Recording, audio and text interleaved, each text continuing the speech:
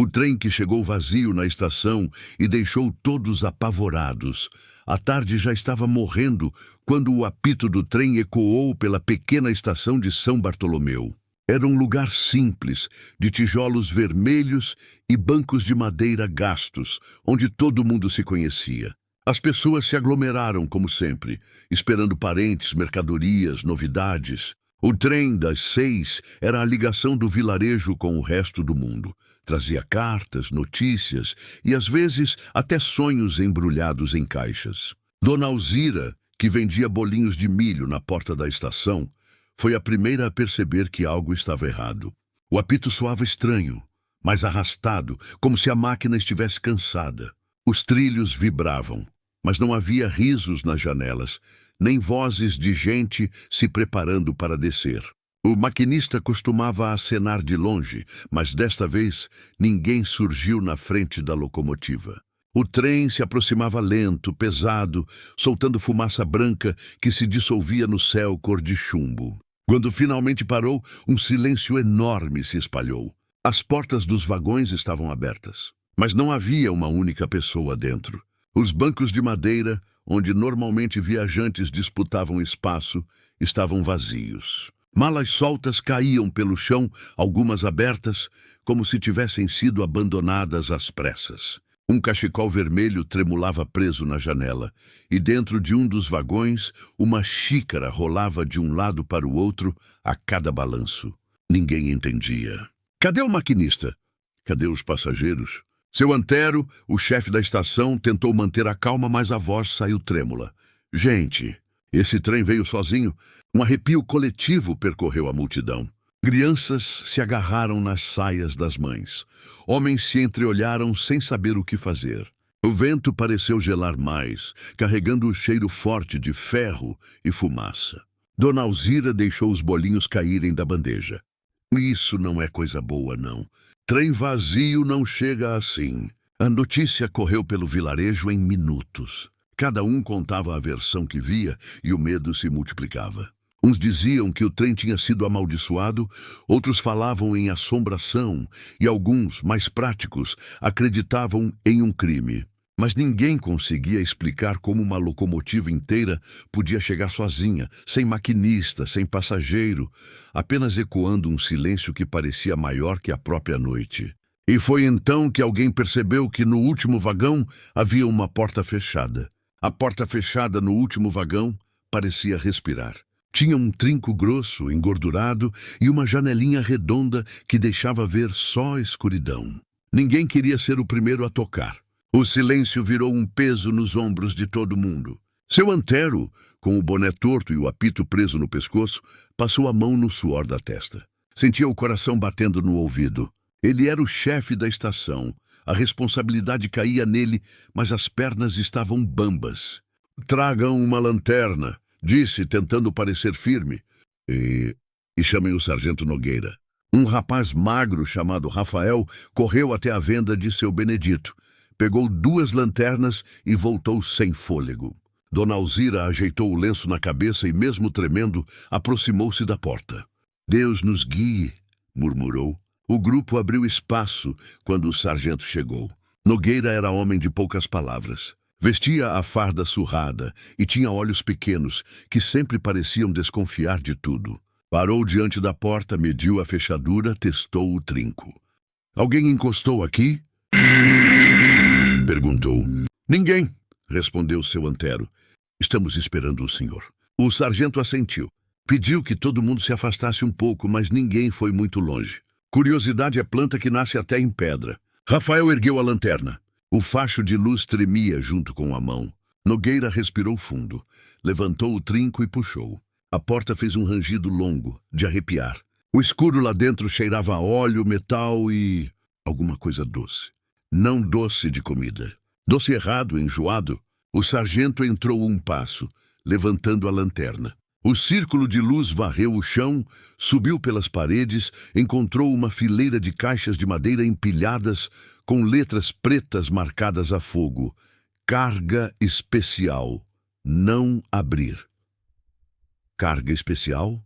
repetiu Dona Alzira quase num sussurro. "De quem é esse selo?"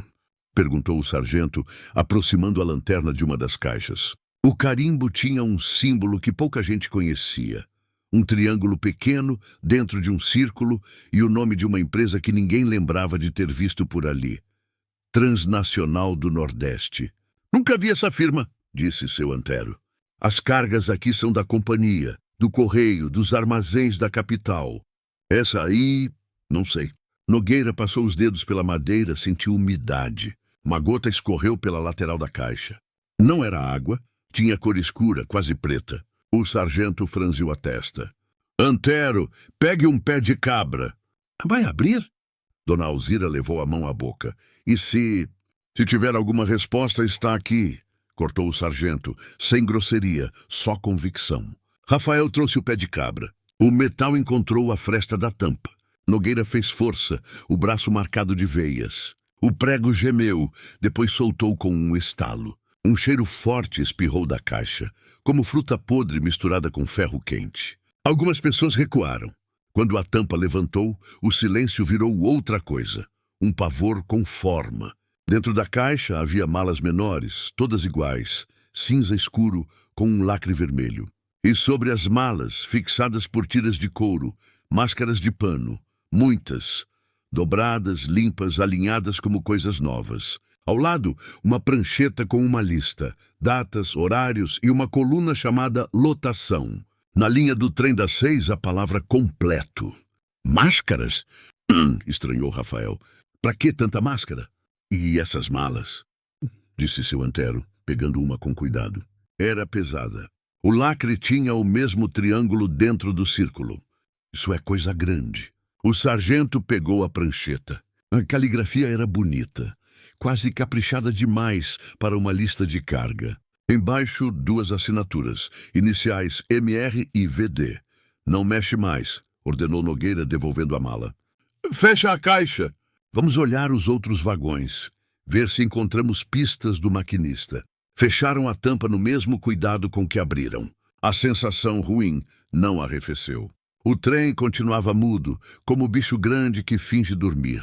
Havia mais para ver. No vagão da frente, os bancos estavam vazios, mas a vida tinha passado ali. Tinha um casaco pendurado, uma boneca sem um olho no corredor, um jornal aberto sobre a poltrona. A manchete falava de política distante. Uma garrafa tombada pingava lentamente uma água que já não mataria a sede de ninguém. Rafael achou um chapéu de feltro no chão. Dentro do chapéu, uma fotografia. Um homem sorrindo com uma mulher e um cachorro. No verso, a escrita tremida. Voltamos no domingo. Espera por mim. Ele não voltou, disse Rafael, o olhar grudado na foto como se tentasse resgatar alguém de dentro dela. No vagão-restaurante, uma xícara rolava de um lado para o outro a cada balanço da composição. No balcão, pratarias polidas brilhavam sob a luz triste da tarde. A cozinha tinha panelas ainda untadas de gordura. Alguém tinha cozinhado ali. Alguém tinha comido. Alguém tinha ido embora no meio da vida. Isso aconteceu em movimento, concluiu Nogueira baixo. Não foi depois de parar. Mas como o trem veio sozinho? Lu perguntou Dona Alzira, que não conseguia parar de seguir o sargento mesmo apavorada. Há sistema de inércia, inclinação de trilho, freio, mas não desse jeito, respondeu o chefe da estação, coçando o queixo. O maquinista é que comanda. Se ele não estava, alguém estava. Ou ninguém, disse uma voz fina. Era Lídia, neta de Dona Alzira. Tinha uns 12 anos e olhos enormes. Falava pouco, mas enxergava muito. Ninguém respondeu. Às vezes, o que uma criança diz entra como faca. Quando chegaram à locomotiva, a estranheza virou nó. A cabine estava aberta. A alavanca principal, na posição certa para uma marcha lenta. Havia carvão espalhado e marcas de bota no chão. As janelas da frente estavam limpas, como se alguém tivesse limpado o vidro com a manga da camisa. No painel, um relógio de bolso preso por uma corrente balançava de leve, marcando 6:03. Parado. É do maquinista, disse seu Antero. Conheço esse relógio. Ele sempre deixava aqui. Nome. Nogueira anotava num caderno. Manuel Ruivo, 48 anos. Nunca faltou, nunca, a voz de Antero falhou. Ele me ensinou o trabalho na primeira semana. Rafael encontrou um bilhete preso sob o relógio, metade escondido. Puxou com cuidado e leu em voz alta. Se eu disser para vocês não abrirem, vocês vão abrir. Então escutem, não olhem para trás. MR, isso foi piada. Rafael olhou para o sargento tentando rir, mas o riso não veio. Nogueira não achou graça. O bilhete gelou o ar. Não olhem para trás. Repetiu o sargento. Atrás de quê? Ninguém respondeu. Atrás havia a fila de vagões como uma coluna de casas vazias. A noite chegou cedo naquele dia. O céu pegou uma cor de chumbo e um vento frio cortou a estação. Seu Antero ordenou que ninguém entrasse nos vagões sem autorização. Trancou o trem com o cadeado grande do depósito e deixou 2 homens de guarda. O sargento Nogueira foi à delegacia buscar rádio e uma trena. Disse que voltaria antes das 9. Aos poucos a multidão se dispersou, mas ninguém foi para casa em paz. As portas se fecharam com mais trincos que o normal. As janelas ficaram com frestas de medo. Quem tinha santo acendeu. Quem tinha mágoa rezou mesmo assim. Dona Alzira não conseguiu dormir. O som do apito ainda martelava na cabeça. Lídia, deitada na rede da sala, ouvia o vento e tentava imaginar onde estavam as pessoas do trem. Imaginava uma praia escura, um campo, um buraco, um céu. Nada fazia sentido. Vó, chamou baixinho. E se o moço do bilhete tinha razão sobre não olhar para trás? Sim. Quem obedece bilhete de fantasma, menina? Mas a resposta não tinha convicção. Às 8h40, o sargento voltou com 2 soldados e um homem alto de terno escuro, que ninguém conhecia.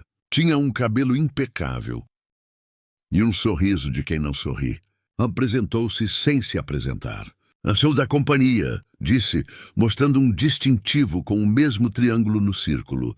Preciso verificar a carga especial. Seu Antero sentiu o estômago embrulhar. A companhia nunca manda representante à noite. Hoje manda. Nogueira mediu o homem de cima a baixo. O senhor tem ordem escrita? O sujeito tirou do bolso um envelope timbrado. A letra era caprichada como a da prancheta. Havia um carimbo que ninguém soube dizer se era verdadeiro. A assinatura, VD, ordens diretas para lacrar o trem e transferir a composição para o pátio da capital, disse o homem. Sem abrir nada, sem exame local. Impossível, cortou Nogueira. O trem chegou sem maquinista, sem passageiro. Isso é caso de polícia. É caso de companhia, repetiu o homem sem elevar a voz. A polícia pode acompanhar, claro, mas o trem não fica. Houve um silêncio. O vento bateu no poste e uma lâmpada oscilou. O homem do terno fez menção de andar, mas o sargento levantou a mão. Ninguém leva nada hoje. Nem amanhã, nem depois. Enquanto eu não terminar meu trabalho, essa composição não sai daqui. Os olhos do homem escureceram um tom. O senhor não tem ideia com quem está falando. Tenho com quem estou falando. Nogueira enfiou as mãos nos bolsos, firme, com alguém que quer apagar pistas. O homem sorriu sem lábio. Pistas do quê, sargento? De uma falha mecânica? De um erro humano? De gente desaparecida? O ar ficou pesado. Seu Antero, que tentava ficar de fora da briga, sentiu os velhos joelhos tremerem. Lembrou do relógio parado, do bilhete, do cheiro na caixa. O sujeito guardou o envelope no bolso, virou-se sem pressa e caminhou até o vagão de carga. Puxou o cadeado, fechado. Tentou a âncora da locomotiva, trancada. Virou-se de novo com o mesmo sorriso fino. Amanhã de manhã volto com um mandado. Amanhã de manhã eu estarei aqui, respondeu Nogueira. O homem foi embora com passos que não faziam barulho. Os 2 soldados trocaram olhares desconfortáveis. Seu Antero respirou um pouco melhor, mas a calma não voltou. Sargento? Disse baixo. E se for grande demais para nós? Então é exatamente por isso que a gente não solta. Naquela madrugada, a estação ficou com um silêncio que parecia vivo. O trem parado no trilho parecia um animal enorme, artificial, que a qualquer hora poderia mexer o rabo. 2 guardas se revezavam com lanternas, caminhando de um lado para o outro, tentando espantar o medo com o barulho das botas. Lá pela 00:30, uma das lanternas piscou 2 vezes e apagou. O guarda sacudiu, bateu com a mão, nada. A outra lanterna continuou. O homem voltou ao depósito, pegou uma vela e pôs no bolso. Quando virou para checar o último vagão, achou que tinha visto algo pela janelinha. Uma luz azulada mínima como uma vaga lume. Viu? Perguntou ao colega. Viu o quê? Nada. Acho que foi reflexo. O colega se aproximou e encostou a testa no vidro redondo. Do outro lado, só escuridão. Um cheiro doce subiu, do mesmo tipo que tinham sentido antes, e deu ânsia. Isso aqui me dá dor de cabeça, comentou. A mim dá fome, respondeu o outro, sem entender por quê. Seguiram a ronda, mas nada aconteceu. Mas a sensação ruim ficou ali, debaixo do trilho. De manhã, a povoação inteira acordou cedo. Ninguém queria perder o capítulo seguinte daquilo. O sargento estava de pé antes do sol. Tomou um café preto na caneca de esmalte, mastigou um pedaço de pão sem sentir o gosto e foi para a estação. No caminho, encontrou Padre Jonas, um homem de barba grisalha e olhos bons. Sargento, dormi pouco. O povo está assustado, disse o padre. Querem resposta. Querem pensar que Deus está vendo. Deus está vendo, Nogueira respondeu. Eu ainda não.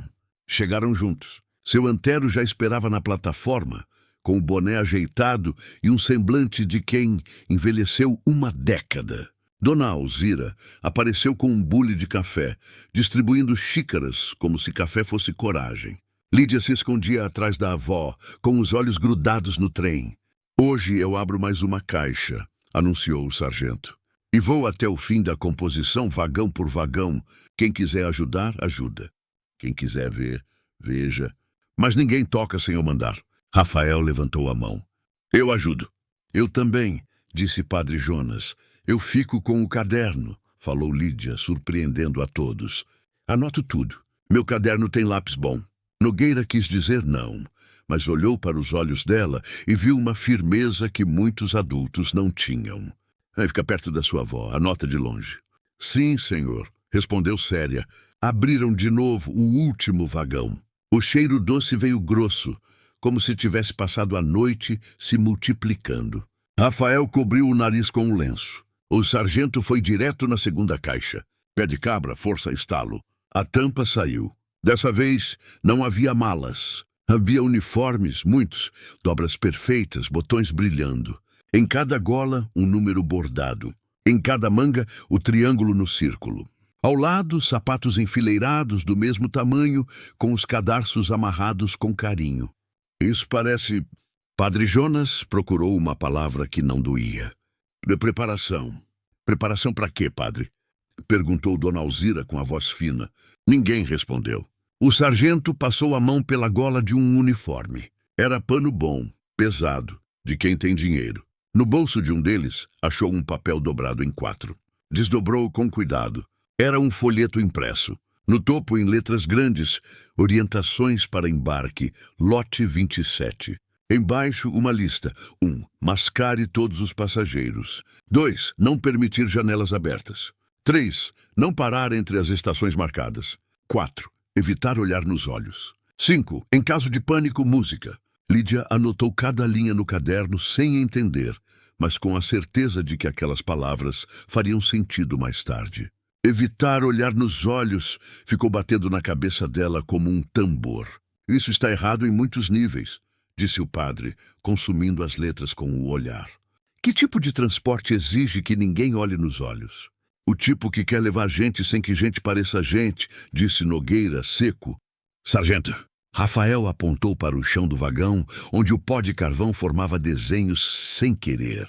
O senhor está vendo isso? No pó havia marcas de passos, muitos, pequenos e grandes. As pegadas iam de um lado para o outro, em corridas, como se uma multidão tivesse dançado ali num ritmo febril. E no meio delas, marcas de joelho. Como se alguém tivesse caído, ou rezado, ou desistido. Eles estiveram aqui, disse Dona Alzira, o lenço molhado de suor. Este vagão esteve cheio, e foi esvaziado no caminho, completou Nogueira. Esvaziado como? Perguntou o Padre Jonas. Não sei, mas vamos descobrir. Foram para o vagão seguinte. Nesse, encontraram uma coisa ainda mais desconcertante. Um rádio portátil, ligado a uma bateria, com o ponteiro travado num ponto sem estação. O ruído branco preenchia o espaço com um som de chuva que não molha. Ao lado, uma caixa de música com uma manivela. Nogueira girou uma vez e a caixa tocou uma melodia doce e antiga, daquelas de ninar criança. A caixinha tinha uma etiqueta. Em caso de pânico, música. Rafael desligou rápido. Não gosto disso. No banco da frente havia um bilhete escrito a lápis, trêmulo. Eles pediram para a gente cantar. Disseram que ajuda a não pensar. Lídia anotou de novo. Ajudar a não pensar soava errado. Pensar era o que salvava. A notícia correu de novo. Um grupo maior apareceu perto da plataforma. Gente que tinha perdido parente em viagens recentes começou a perguntar nomes. Seu Antero pegou listas antigas de passageiros, tentando cruzar dados. Mas as listas de ontem tinham sumido misteriosamente do escritório da estação. O livro Razão estava no lugar. Só faltavam as páginas dos últimos 2 dias. O homem de terno, murmurou Antero com raiva de si. Ele veio ontem à noite. Eu deixei o escritório aberto quando fui ao pátio. Nogueira bateu o punho no corrimão. Ei, agora é oficial. Alguém quer que a gente não ache. Mas a gente vai achar, disse Lídia, sem levantar a voz. Às 10 o homem do terno voltou. Tinha junto um oficial da capital, com papel na mão e cara de quem tem pressa. Mandado, disse, estendendo ao sargento. O trem será removido hoje, sob custódia da companhia, para a análise técnica. A polícia pode acompanhar. Nogueira leu o papel devagar, provando cada linha. Era legítimo. O carimbo brilhava úmido. Olhou para a plataforma. Viu os rostos cansados e teimosos da sua gente. Viu Dona Alzira agarrada ao lenço. Viu Rafael com a lanterna que não tremia mais. Viu Lídia com o caderno, página após página de letras tilintando. Respirou fundo. Eu vou com o trem, disse. E uma pessoa daqui vai comigo como testemunha. Negado, respondeu o homem do terno. Espaço restrito. Ou vai comigo, e com mais um ou esse trem não sai. Nogueira dobrou o mandado com calma e guardou no bolso, como quem guarda um segredo. Quer levar no braço? Levar. Mas leva o povo junto. O oficial da capital fez uma careta de tédio. O homem do terno sussurrou algo no ouvido dele. Houve um risco de faca no ar invisível, depois um suspiro. Um acompanhante, cedeu o oficial. Só um. Eu vou, disse Rafael antes de qualquer outro. Eu sei mexer com ferramenta, com luz, com rádio. Eu também vou, disse Lídia, num impulso que até ela estranhou. Você não, respondeu Dona Alzira rápida. Clarice, Tris, Deus me livre. Não, a menina fica, confirmou o sargento, mas olhou para ela com respeito. Você vai anotar daqui. A composição seria acoplada a uma locomotiva de manobra e seguiria a passo de boi até o pátio da capital. O sargento iria na cabine. Rafael no último vagão de carga, junto com 2 agentes da companhia. O resto do povo ficaria para trás, roendo unha e rezando. Antes de embarcar, Nogueira passou a mão no relógio parado do maquinista. Marcava ainda 6:03. Ele enfiou o relógio no bolso, sentindo o peso pequeno, e pensou: se houver resposta, você me empresta o tempo. Subiram. As engrenagens rangeram. O trem respirou. Na plataforma, rostos se borraram de emoção e medo. Dona Alzira ergueu a mão, como se abençoasse. Lídia levantou o caderno, como se fosse bandeira. O padre fez o sinal da cruz, como se fechasse uma porta que precisava ficar aberta. Quando a estação ficou pequena atrás, Rafael sentiu uma coisa que não tinha sentido até então. O trem, de novo, parecia vivo. O metal vibrava num ritmo que lembrava a fala. E lá do último vagão, onde ele ficaria com os agentes, veio um som baixo, quase música. Ele encostou a orelha na madeira. Não era a caixa de música. Era outra coisa. Um coro sem voz. Um murmúrio antigo, como de gente respirando junto. Ouviu isso? Perguntou para o agente à esquerda. Ouviu o quê? O homem mascava um chiclete invisível. Nada, disse Rafael, mas não era nada. No bolso da farda, o sargento apertou o relógio parado. O ponteiro não andava, mas o trem andava. Na curva, onde os trilhos se perdiam atrás de um barranco, ele lembrou do bilhete de Manuel Ruivo: "Não olhem para trás." Olhar para trás, às vezes, é o mesmo que cair.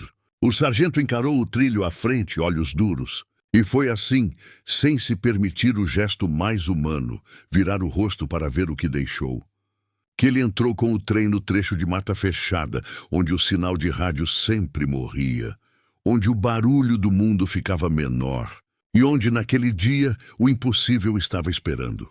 A mata fechada engoliu o trilho como boca de fera. As árvores, retorcidas e altas, criavam um túnel verde escuro que parecia não ter fim. A locomotiva rangia, puxando o comboio devagar, cada metro como se custasse um pedaço da alma. O sargento Nogueira, na cabine, observava a estrada com olhos fixos. O maquinista de manobra era um homem miúdo, calado, que mal olhava para os lados. O silêncio só era quebrado pelo suspiro do vapor e pelo bater das rodas de ferro contra os trilhos. "Isso aqui não é lugar para trem andar sozinho", disse o sargento, quebrando o peso da quietude. O maquinista só assentiu, com um aceno curto, sem tirar os olhos do painel. Parecia amarrado a uma ordem invisível. No último vagão, Rafael tentava se acostumar com a presença dos 2 agentes da companhia. Ambos usavam paletó preto e chapéu, como se estivessem em funeral. Um mascava chiclete, o outro não desgrudava o olhar da mala cinza que carregava nos pés. Nenhum falou palavra desde a partida. Rafael sentiu a madeira vibrar sob o corpo. A sensação era diferente do normal. Não era só o balanço do trem. Era como se algo respirasse junto com as rodas, como se o ar tivesse pulmões. Encostou a orelha na parede. Outra vez o murmúrio, baixo, quase canto, quase reza. Vocês ouviram?" perguntou a voz meio rouca. "Ouvir o quê?" "Um de chapéu", respondeu seco. Parece gente. Trem é cheio de barulho. O ouvido inventa coisa."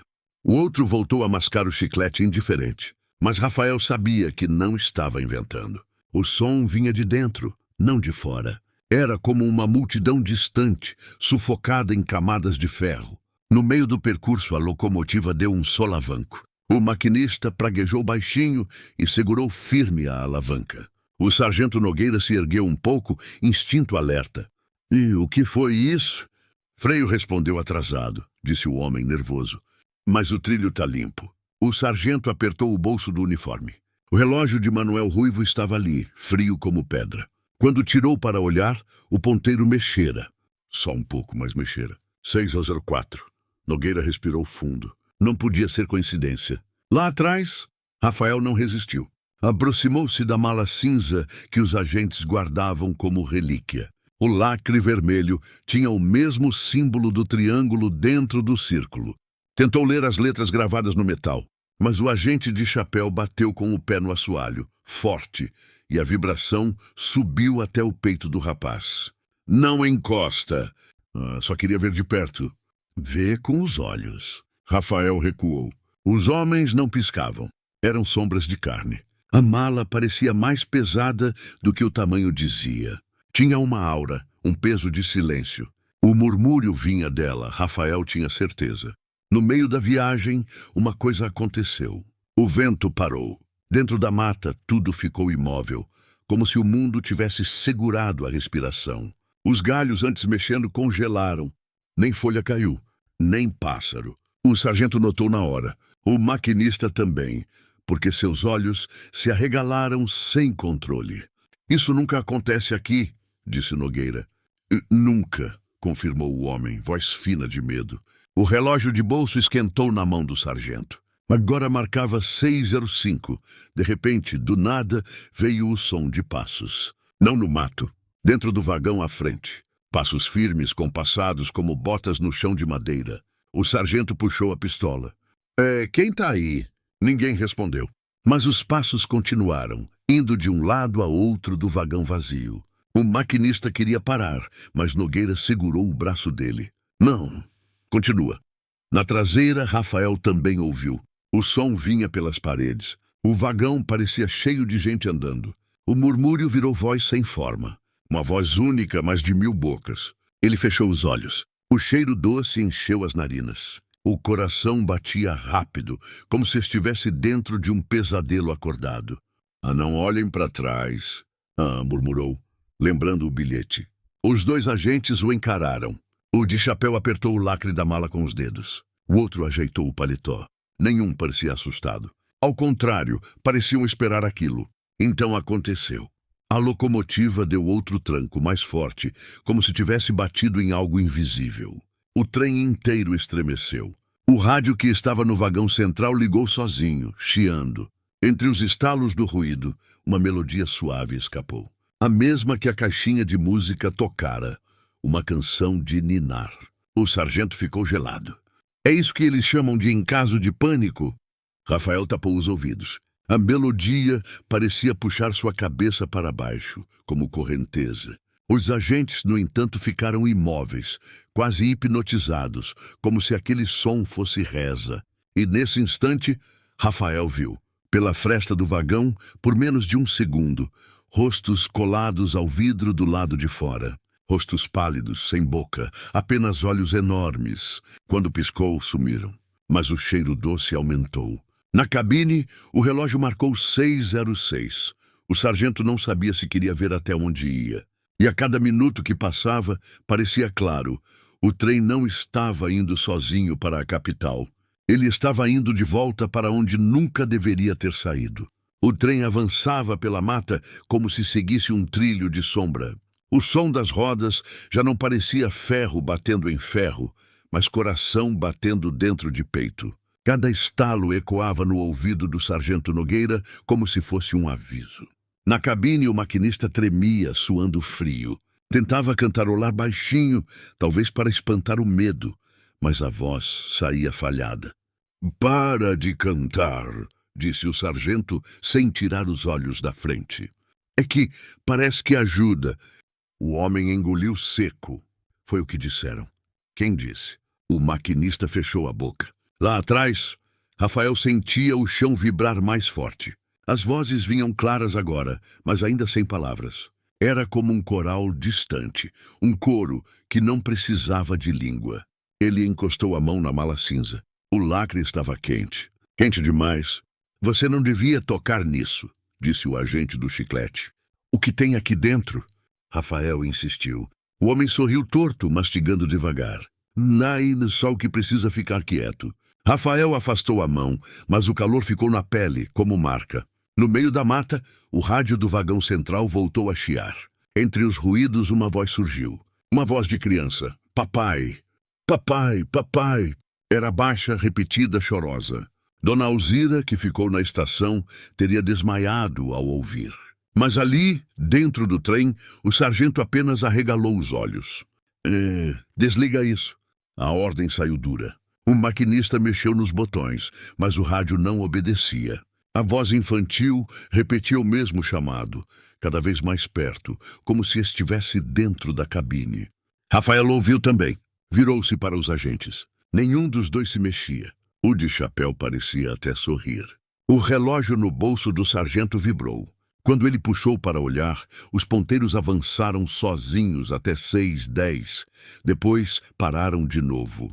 Nogueira sentiu o estômago gelar.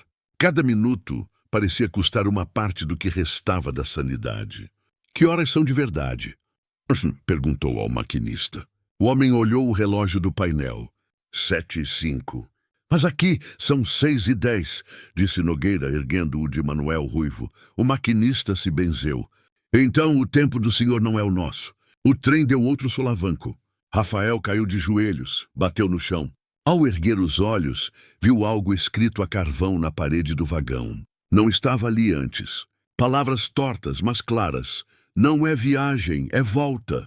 O rapaz recuou, a boca seca. Vocês estão vendo isso?" Os agentes olharam. O do chiclete finalmente parou de mastigar. "Está escrito desde sempre." Rafael correu os dedos na madeira. A tinta ainda manchava. Não era antiga. Tinha acabado de ser traçada. O sargento estava decidido. "Na próxima clareira, vamos parar esse trem." Não pode", respondeu o maquinista. "E se parar, não arranca de novo. Melhor parado do que indo para o inferno." O maquinista o olhou nos olhos pálido. "O senhor não sabe. Não é a gente que manda. Nogueira sacou a pistola. Agora é. Lá no fundo, Rafael sentiu algo encostar na nuca. Rápido, leve, como sopro. Virou-se. Nada. Mas o murmúrio agora tinha palavras. Não todas, mas o suficiente para gelar a espinha. Não olhem. Não olhem. Era a mesma frase do bilhete de Manuel Ruivo. Ele arregalou os olhos. Ah, sargento! Gritou, mesmo sabendo que a voz não alcançaria até a frente. A locomotiva cruzou a curva da mata e o túnel de árvores pareceu se abrir. No meio da clareira, o sargento fez o gesto. Puxa o freio! Agora! O maquinista puxou com força. O trem gritou, ferro contra ferro. As rodas faiscaram. O comboio inteiro tremeu como fera amarrada. Vagão por vagão foi estremecendo até parar. O silêncio depois do barulho foi ainda pior. Nogueira saiu da cabine, desceu no cascalho, arma na mão. O cheiro doce estava mais forte do que nunca. Olhou para os vagões, todos imóveis, portas fechadas. Mas nas janelas, por um instante, ele jurou ver sombras. Sombras em pé, alinhadas, olhando para fora. Pisou firme. Né? Se tem alguém aí, vai sair agora. O vento soprou, levantando poeira. Então, como resposta, o relógio no bolso vibrou outra vez. Os ponteiros correram até 6h15. Nogueira apertou o metal com tanta força que a mão doeu. Esse trem não estava indo para a capital. Esse trem estava indo para trás do tempo. O sargento Nogueira ficou parado na beira do trilho, tentando entender o silêncio pesado que caíra sobre a mata. Era como se até os insetos tivessem desistido de cantar. O trem estava imóvel, mas parecia vivo, respirando com cada estalo do ferro esfriando. Ele girou a cabeça devagar, farejando o ar. O cheiro doce ainda estava lá, mas agora misturado a algo metálico, ferrugem ou sangue antigo. Os olhos foram parar na terra fofa logo ao lado do cascalho. Havia pegadas. Não eram de animal, nem de gente descalça. Eram de botas profundas, repetidas, entrando e saindo da mata. Mas aquilo não fazia sentido. Quem teria descido do trem se o trem chegara vazio? No último vagão, Rafael respirava rápido, o suor escorrendo pela nuca. As vozes agora se misturavam dentro da cabeça dele, sem pedir licença. Não vinha mais das paredes, mas de dentro do próprio peito. Ele fechou os olhos e tentou não ceder, mas as palavras se impunham como ordem. Abra, abra, abra. Seus dedos foram sozinhos até o fecho da mala cinza. O lacre vermelho queimava como ferro em brasa, mas ele não se afastou. Uma parte de si queria ver, precisava ver. Eu disse que não encosta! O agente do chapéu avançou, a voz finalmente se elevando. Rafael recuou mais rápido demais. Tropeçou no banco e caiu sentado. A mala escorregou com um solavanco, batendo no chão. E nesse segundo, o murmúrio parou. Silêncio absoluto. O sargento seguia as pegadas com a arma firme. Cada passo levava-o mais fundo na clareira, onde o mato crescia abaixo e o vento não corria. De repente, algo brilhou no chão. Ele se abaixou. Era um pedaço de tecido. Um pano azul pequeno, rasgado. Nogueira o ergueu com a ponta da arma. Reconheceu na hora. Era parte de um uniforme ferroviário. O mesmo usado pelos maquinistas da companhia. O problema é que não havia corpo. Só as pegadas e o pano como lembrança. No vagão, os dois agentes estavam de pé, imóveis. O do chiclete tinha parado de mascar, a boca fechada com força. O do chapéu encarava Rafael, mas não parecia ver nada. O mala cinza tremia sozinha, um pulsar leve, como o coração. Rafael engoliu em seco. O lacre vermelho estalou. Um som seco que soou como disparo. Ele não tocara, mas o selo se partiu. Não, murmurou de chapéu, a voz quebrada. Ainda não, mas era tarde. A tampa se ergueu meio palmo. O cheiro doce escapou com força, denso como fumaça, enchendo o vagão. Rafael recuou até colar as costas na parede. E então viu, dentro da mala não havia roupas, nem papéis, nem arma. Havia uma coisa envolta em pano branco como se fosse um corpo pequeno, um fardo. E do pano, olhos abertos o encaravam. Olhos de criança. Na cabine, o maquinista começou a rezar em voz baixa, palavras embaralhadas. O sargento voltou correndo, ainda com o pano azul na mão. "O que foi isso?" gritou, ouvindo o estrondo metálico do vagão lá atrás. O maquinista não respondeu. Estava pálido, os olhos fixos no trilho à frente. "Fala, homem!" E então Nogueira viu. No meio do trilho, bem diante da locomotiva, havia gente parada. Várias pessoas, alinhadas, imóveis. Homens, mulheres, crianças. Todos de roupa antiga, rostos pálidos, sem expressão. Estavam ali, olhando para o trem. O sargento ergueu a arma. Isso não é possível." O maquinista fechou os olhos. É sempre assim. Toda vez que paramos. No último vagão, Rafael não conseguia desgrudar os olhos daquilo. A criança no pano não se mexia, mas os olhos seguiam cada movimento. Os agentes se ajoelharam ao lado da mala, como se fossem padres diante de altar. O murmúrio voltou, mas agora claro, em voz única. "Volta!" Rafael cobriu os ouvidos, mas a palavra ficou dentro da cabeça, martelando, martelando. Quando abriu os olhos outra vez, percebeu que não estava mais sozinho no vagão. Entre os bancos vazios, sombras tomavam forma. Rostos sem boca, olhos fixos. Passageiros invisíveis que nunca tinham descido. E todos olhavam para ele. O sargento Nogueira apontava a pistola para a frente, mas sua mão tremia contra a própria vontade. O que via diante do trilho não se encaixava em nenhuma lógica. Eram mais de 20 figuras, enfileiradas como soldados, mas imóveis, rígidas. As roupas pareciam de outra época, chapéus de palha gastos, vestidos longos, calças curtas presas com suspensórios. Os rostos eram brancos demais, sem cor, e os olhos fixos, como se não piscassem.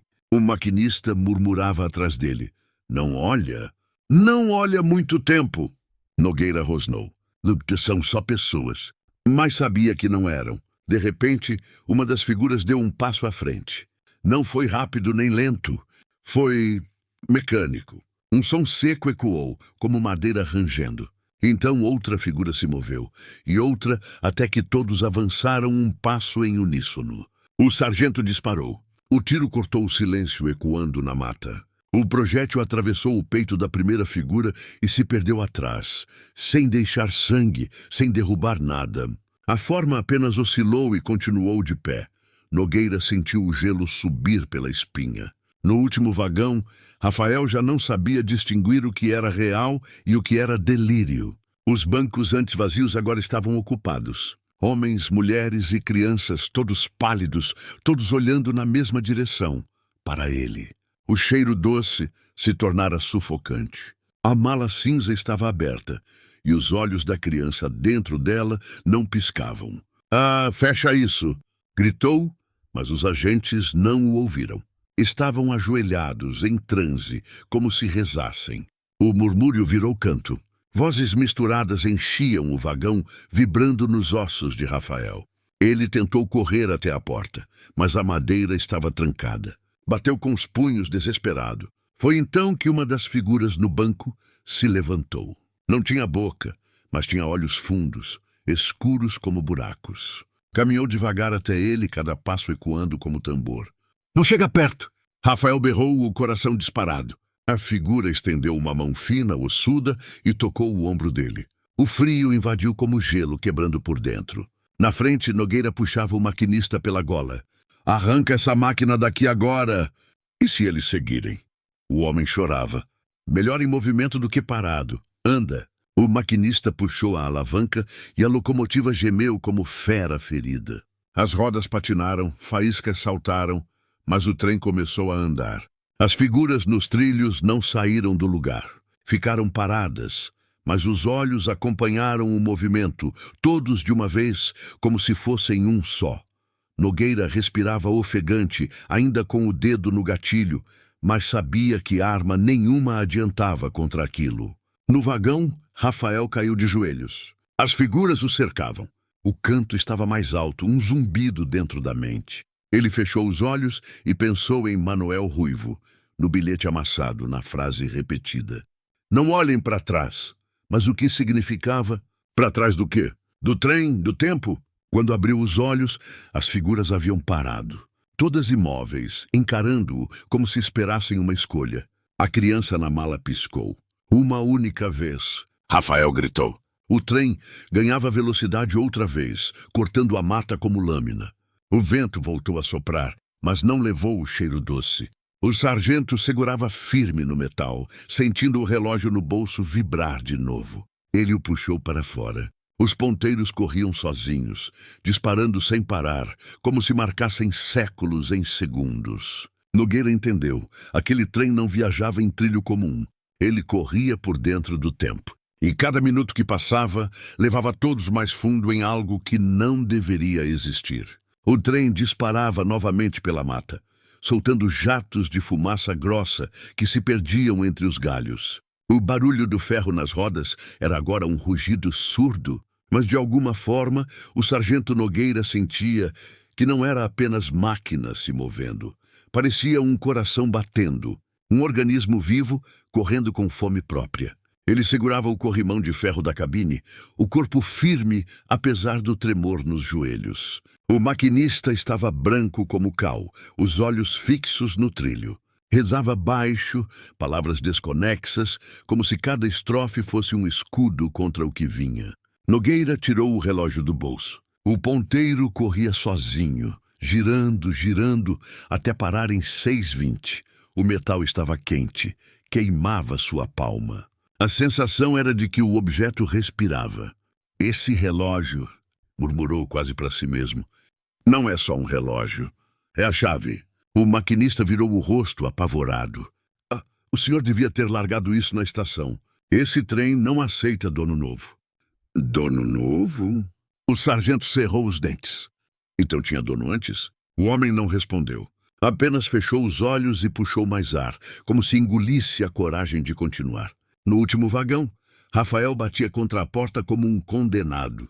A madeira estava trancada, presa por algum mecanismo invisível. O suor escorria pelo rosto, e cada pancada fazia o vagão tremer sem resultado. Quando olhou para trás, sentiu o coração despencar.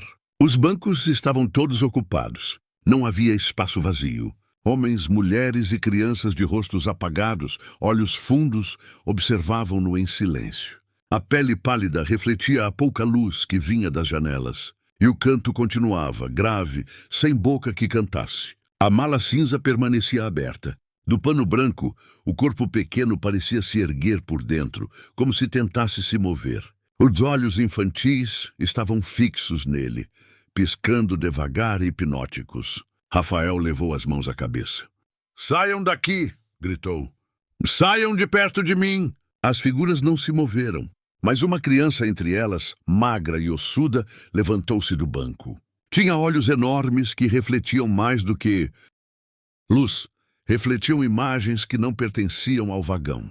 Rafael viu nelas cenas que não viveu.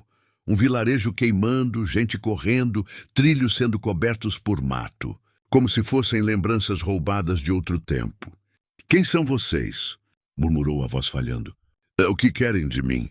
O murmúrio se transformou em resposta, clara, uníssona. "Volta." O sargento deixou a cabine e caminhou pelo corredor estreito rumo ao vagão central. O vento batia no rosto, frio demais para aquela hora da noite. O cheiro doce ainda estava presente, mas havia algo mais, um fedor de ferro queimado, como se algo estivesse sendo forjado ali dentro. Cada passo ecoava pesado, como se o chão fosse de pedra e não de madeira. Quando abriu a porta do primeiro vagão, a visão quase o fez largar a arma. As malas e pacotes dos passageiros estavam espalhados. Chapéus, lenços, casacos, tudo abandonado, como se as pessoas tivessem desaparecido no meio da viagem. Sobre um banco, uma boneca de pano com os olhos arrancados. No chão, um crucifixo partido. Nogueira respirou fundo e seguiu. O silêncio era mais cruel do que gritos. Chegou ao vagão seguinte e ouviu o canto. Frio correu-lhe a espinha. "Rafael!" berrou, empurrando a porta com força. Rafael ainda estava encurralado quando a porta arrebentou. O sargento entrou de arma em punho, os olhos arregalados diante da cena. As figuras desapareceram em um sopro, como fumaça engolida pelo vento. Só o cheiro doce permaneceu. A mala estava no chão, aberta, o pano branco agitado, como se tivesse vida. Rafael apontou desesperado. Tem alguém aqui dentro? Eu vi, eu juro. Nogueira se aproximou devagar, apontou a pistola para a mala e chutou a lateral. O pano se abriu um pouco mais. O sargento sentiu o estômago gelar. Não era um corpo, era um relógio, enorme, com ponteiros que giravam em velocidade insana, como se cada segundo fosse um século. Mas o mostrador não tinha números. Apenas símbolos, triângulos, círculos, riscos que se repetiam. Rafael caiu de joelhos. Eu vi olhos? Juro que vi olhos. O sargento cerrou o maxilar. Talvez tenha visto mesmo. Esse relógio não mede o tempo da gente, mede outro tempo. O agente de chapéu se levantou devagar, como se despertasse de um transe. A voz saiu rouca. Não devia ter aberto. Agora não há como parar. Um estrondo sacudiu o trem. Os vagões tremeram, as janelas explodiram em estilhaços. O apito soou sozinho, longo e agudo, rasgando a noite. O maquinista gritou da cabine. Eles entraram. O sargento correu até a porta e olhou pela janela lateral. O sangue gelou. As figuras de antes estavam dentro do trem, enfileiradas pelos corredores, imóveis, olhando para ele. Rostos pálidos, olhos sem piscar. Não falavam, mas a presença bastava. Nogueira ergueu a pistola, mas algo dentro dele dizia que não adiantava. Aquilo não era carne. Era memória, era tempo. Rafael se agarrou ao braço dele, tremendo. Eles querem que a gente volte. Voltar para onde? O sargento rugiu. O jovem apontou para o relógio na mala, os ponteiros girando sem parar. Para antes. O trem acelerava mais, rápido demais. O vento zunia, trazendo vozes. Não eram gritos, mas lamentos, como se milhares de pessoas chorassem juntas. O sargento fechou os olhos por um instante. O relógio no bolso queimava. O relógio na mala girava. E o trem parecia engolir os dois. Ele entendeu, com a clareza que só o terror dá. O comboio não estava apenas viajando pela noite. Estava atravessando séculos, arrastando vivos e mortos para um lugar onde o tempo nunca deveria ser tocado. O trem rugia como fera descontrolada. Os trilhos rangiam debaixo dele, mas o barulho não era mais de ferro contra ferro. Era algo mais profundo, como trovão preso no ventre da terra. Cada vagão tremia como se fosse se despedaçar a qualquer instante, mas misteriosamente nada se soltava. Era como se uma força invisível mantivesse tudo unido e, ao mesmo tempo, arrastasse tudo para um destino que ninguém ousava nomear. O sargento Nogueira sentia o corpo sacudido de um lado para o outro, mas não largava a pistola nem o relógio queimando em seu bolso.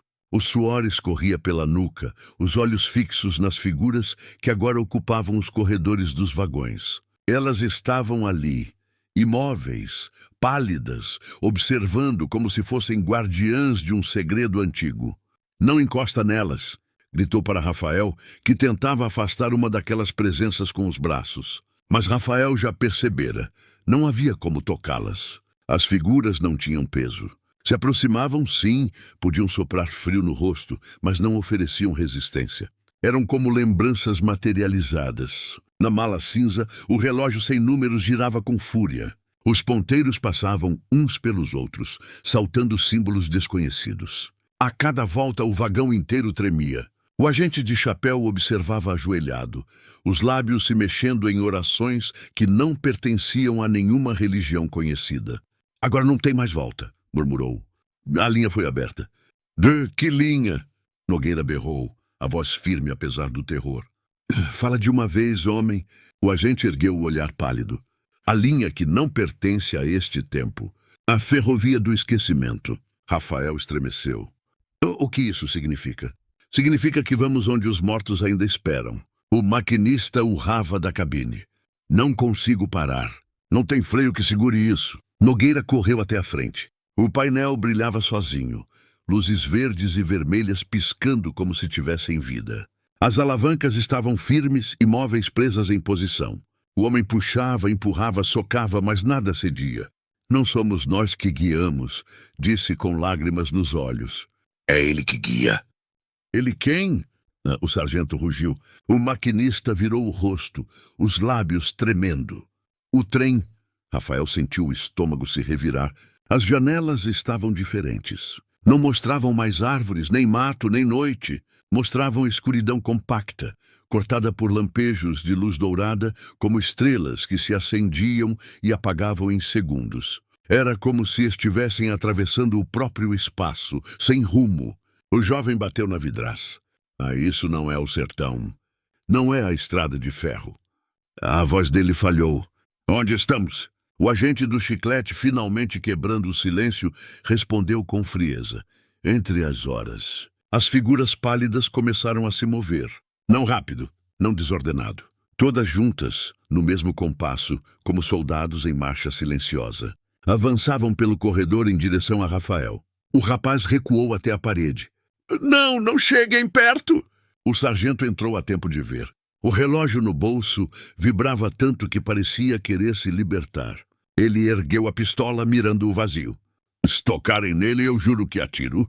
As figuras pararam, todas ao mesmo tempo. Os olhos fundos brilharam em luz mortiça. Então, uma delas ergueu o braço e apontou para a mala cinza. Nogueira entendeu. Eles não querem ele. Querem isso. De repente, tudo parou. O trem não diminuiu a velocidade, mas o tempo congelou dentro dele. O vento se calou. O maquinista que urrava ficou imóvel, boca aberta, sem som. O agente com o chiclete parou com a mandíbula suspensa. Até o balanço dos vagões cessou. Só 3 respiravam: o sargento, Rafael e a criança da mala. Porque agora o fardo de pano branco estava completamente erguido. As mãos minúsculas se mexiam, rasgando o tecido. De dentro, o pequeno corpo se revelava, mas não era carne comum. Era feito de sombra e luz, um esqueleto coberto de véus translúcidos. Os olhos, grandes e escuros, fixaram-se nos 2 homens. Papai, disse a voz infantil, repetida, a mesma do rádio. Rafael caiu de joelhos soluçando. Não, isso não pode ser. Isso não pode ser real. O sargento apertou o cabo da arma. O relógio no bolso e o relógio da mala batiam no mesmo ritmo. Tum, tum, tum. Cada batida ecoava como trovão. A locomotiva cuspiu um jato de vapor e atravessou a escuridão. Lá fora, a escuridão se abriu e o trem emergiu em outro lugar. Não era o sertão. Não era a mata. Não era a terra. A janela mostrava uma estação enorme, feita de ferro negro e vitrais quebrados. Os trilhos brilhavam como ouro velho e centenas de pessoas estavam de pé nas plataformas. Mas não se mexiam. Estavam imóveis, como bonecos esperando ordem. Rafael encostou o rosto no vidro. O que é isso? O agente do chapéu respondeu reverente. A estação da última hora, onde todos esperam o trem que nunca vem. O sargento Nogueira não acreditava, mas seus olhos não o deixavam negar. Aquele lugar não podia existir. Era uma cidade inteira construída em torno de ferrovia, mas esquecida do mundo. As figuras no vagão começaram a desaparecer uma a uma, evaporando em fumaça. Quando se foram, a mala fechou sozinha, os ponteiros ainda girando por dentro. O silêncio voltou, mas não era paz. Era o silêncio dos mortos. O trem diminuía a velocidade sozinho, preparando-se para parar. O ranger dos freios era como choro arrastado. Nogueira respirou fundo, sabendo que quando as rodas parassem, nenhum deles seria o mesmo. E no fundo já desconfiava. Talvez nunca mais voltassem. O apito soou sozinho, longo e profundo, enquanto o trem diminuía a marcha. Era diferente dos apitos comuns. Aquele parecia vir de dentro da terra, como se 100 vozes gritassem juntas através do ferro. O som reverberou nos ossos de quem ainda respirava dentro dos vagões. Rafael se agarrou ao banco, os olhos fixos na janela. O cenário lá fora era impossível. Uma estação colossal, perdida em algum não-lugar, feita de ferro negro e colunas que subiam até sumirem na escuridão. Havia vitrais quebrados, mas ainda cintilando com restos de luz. E nas plataformas estavam eles. Centenas de pessoas imóveis, enfileiradas, cada uma com roupas de épocas diferentes. Havia lavradores de chapéu de palha, damas de vestido de cetim, soldados de farda antiga, até homens de terno que pareciam dos anos recentes. Todos parados, todos pálidos, todos com olhos fixos no trem que chegava. Eles estão esperando, murmurou Rafael, a garganta seca. O sargento Nogueira apertou o cabo da pistola, mas sabia que a arma era inútil. O relógio em seu bolso pulsava como o coração, cada batida em sintonia com as rodas que ainda rangiam. O comboio parou com um estalo final, as rodas gemendo no ferro. Silêncio. O maquinista, ainda vivo, tremia na cabine. Virou-se para o sargento, lágrimas nos olhos. Eu nunca devia ter aceitado essa rota. Nunca. Nogueira se aproximou firme. Que rota é essa? Onde estamos? O homem engoliu em seco, a voz falhando. A rota dos que não chegaram ao fim. No último vagão, a mala cinza vibrou. O lacre quebrado ainda pendia dos cantos, e dentro dela, o relógio continuava girando, cuspindo luz pálida pelos símbolos. Rafael não quis olhar, mas era como se seus olhos fossem puxados para aquilo. De repente, o silêncio que reinava foi quebrado. As portas do vagão se abriram sozinhas, rangendo como ossos. E da plataforma eles começaram a entrar. Não correndo, não apressados, mas caminhando em fila, compassados, sem pressa. Os pálidos passageiros da estação invadiram o vagão, ocupando cada banco vazio. O ar gelou. O cheiro doce se multiplicou até quase sufocar. Rafael recuou, batendo contra a parede. Não cheguem perto. Mas eles não o tocavam.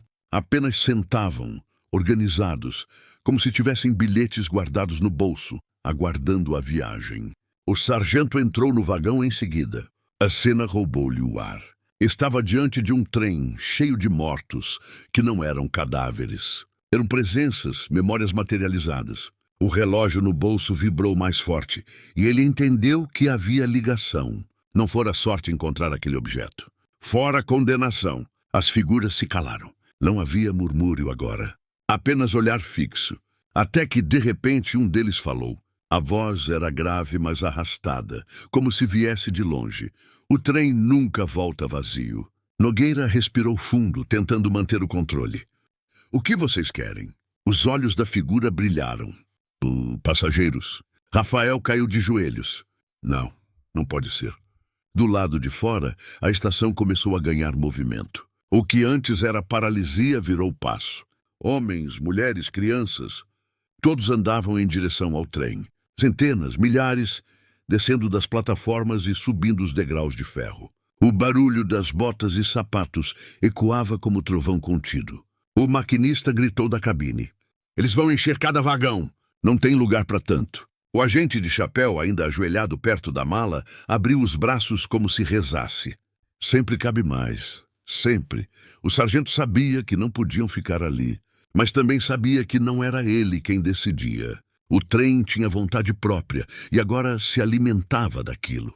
Ele puxou Rafael pelo braço. Vem comigo. Se ficarmos, viramos parte deles. O rapaz mal conseguia se mover. Estava pálido, os olhos arregalados, mas deixou-se guiar. Cruzaram o corredor enquanto os mortos se sentavam calmamente. No caminho, Rafael sentiu uma mão gelada encostar de leve em seu braço. O toque atravessou pele e osso, e ele viu flashes em sua mente, um naufrágio, gritos, fogo em trilhos. Era como se cada morto carregasse sua tragédia consigo. Eles estão mostrando, murmurou cambaleante. Mostrando como morreram? Nogueira o sacudiu. Não olha! Não escuta. Anda. Na porta do vagão pararam.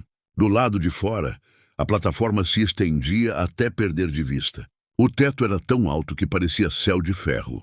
E no meio havia um relógio gigantesco, suspenso, maior que qualquer sino de catedral. Os ponteiros não marcavam horas, mas símbolos iguais aos do objeto na mala. E giravam em sentido contrário. Rafael apontou tremendo. É o mesmo. O mesmo relógio? O sargento cerrou os dentes. E é isso que prende todo mundo aqui. O apito soou outra vez mais forte, como chamado final. As portas se fecharam com estrondo. O trem estava lotado. Cada banco ocupado, cada corredor tomado. E antes mesmo que Nogueira pensasse no que fazer, as rodas começaram a girar de novo. O trem deixava a estação da última hora. Mas a pergunta que queimava no peito de ambos era simples e desesperadora. Para onde iria agora? As rodas giraram com força, arrancando faíscas dos trilhos dourados. O apito ecoou, tão forte que parecia capaz de derrubar colunas. O trem partia da estação da última hora, carregado de presenças que não pertenciam ao mundo dos vivos. Rafael se agarrou à parede do vagão, sentindo o corpo estremecer a cada arranque. Ao olhar ao redor, percebeu que não havia mais espaço vazio. Os bancos estavam cheios, os corredores tomados. Os passageiros pálidos ocupavam tudo, imóveis, respirando silêncio. O sargento Nogueira estava de pé ao lado dele, firme como podia, mas os olhos não escondiam o medo. O relógio no bolso batia tão forte que parecia ecoar dentro do peito. No fundo, a mala cinza vibrou outra vez. A tampa se abriu sozinha e o fardo branco revelou o relógio sem números. Os ponteiros giravam ao contrário, cuspindo flashes de luz que iluminavam rostos de forma grotesca. Cada clarão mostrava uma cena de tragédia diferente. Um barco afundando, uma explosão em mina, um corpo caindo de uma ponte. Rafael cobriu os olhos, mas ainda via. As imagens queimavam na mente, como se fossem memórias que não eram suas. Isso vai nos engolir, gritou a voz quebrada. O agente de chapéu sorriu sem humor. Já engoliu. Vocês só não perceberam? O trem acelerava mais e o cenário lá fora se transformava.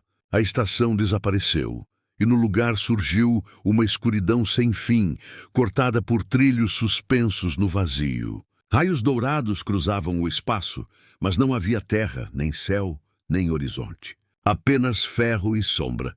Não estamos mais no nosso mundo, murmurou o sargento. Isso é outro lugar. Entre as horas, completou o agente do chiclete sem emoção. Onde todos esperam. De repente, um dos passageiros se levantou. Era um homem alto, de roupa rasgada, o rosto sem boca, apenas olhos escuros. Caminhou pelo corredor até parar diante de Rafael. O rapaz recuou, tropeçando no banco. Fica longe. O homem ergueu a mão e tocou seu ombro. Imagens o invadiram. A queda de um avião, fogo engolindo asas, gritos abafados. Rafael caiu no chão, convulsionando, vendo cada detalhe da tragédia que não vivera. O sargento o puxou, segurando firme. Resiste. Não deixa eles entrarem. Mas o toque já tinha marcado Rafael. Quando abriu os olhos, seus próprios pupilos estavam mais escuros. Eu vi, murmurou quase em transe. Eu vi como ele morreu. E ele quer que eu leve comigo. Nogueira ergueu a pistola e disparou contra a figura. O tiro atravessou o corpo pálido, que se desfez em fumaça. Mas logo atrás, outro passageiro se levantou. Depois outro e outro. O vagão inteiro começou a se erguer em uníssono, todos de pé, avançando devagar, olhos fixos nos dois vivos.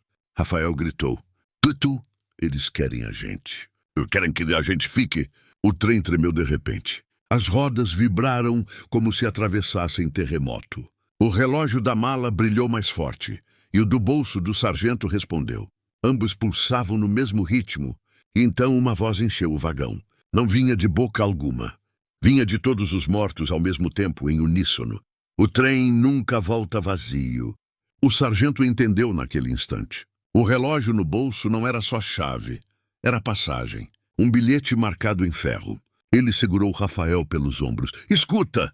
Não podemos deixar que nos levem assim. Há uma saída. Sempre há. Qual? O rapaz chorava, o corpo tremendo. Nogueira ergueu o relógio do bolso. Este aqui é a âncora. Se destruirmos, talvez o elo se quebre. Os agentes o encararam apavorados. Não! Gritaram juntos. Se fizer isso, não há volta nem para os vivos, nem para os mortos. O sargento cerrou o maxilar. Talvez seja melhor assim. As figuras avançavam cercando os dois. As mãos geladas já se estendiam, quase tocando. O vagão inteiro parecia respirar, ofegante. Nogueira ergueu o relógio com uma mão, a pistola com a outra. Olhou para Rafael. Se quiser viver, agora é a hora. O rapaz engoliu seco, os olhos fixos nos ponteiros enlouquecidos, e assentiu. Com um grito, o sargento atirou. O disparo acertou o relógio. O vidro se estilhaçou, os ponteiros explodiram em fagulhas de luz. Um clarão cegou todos. Um rugido sacudiu o trem. Quando Rafael abriu os olhos, estava caído no chão de madeira da estação de São Bartolomeu. O trem não estava mais ali. Só os trilhos vazios. Dona Alzira gritava de longe, chamando o povo. O sino da estação tocava. Era dia outra vez. O jovem respirou fundo, lágrimas descendo pelo rosto. Eu voltei, olhou para o lado. O sargento estava de pé, pálido, mas vivo. Segurava apenas a arma. O relógio desaparecera. O trem foi embora, disse a voz pesada, e levou o que queria. Naquele dia, o povo do vilarejo encontrou os dois caídos nos trilhos. Nunca souberam explicar o que aconteceu. Para todos, o trem chegara vazio e sumira vazio. Mas Rafael e o sargento sabiam a verdade. A cada silêncio da noite, a cada apito distante, lembravam-se da voz, em uníssono. O trem nunca volta vazio. E carregariam esse eco até o fim dos dias.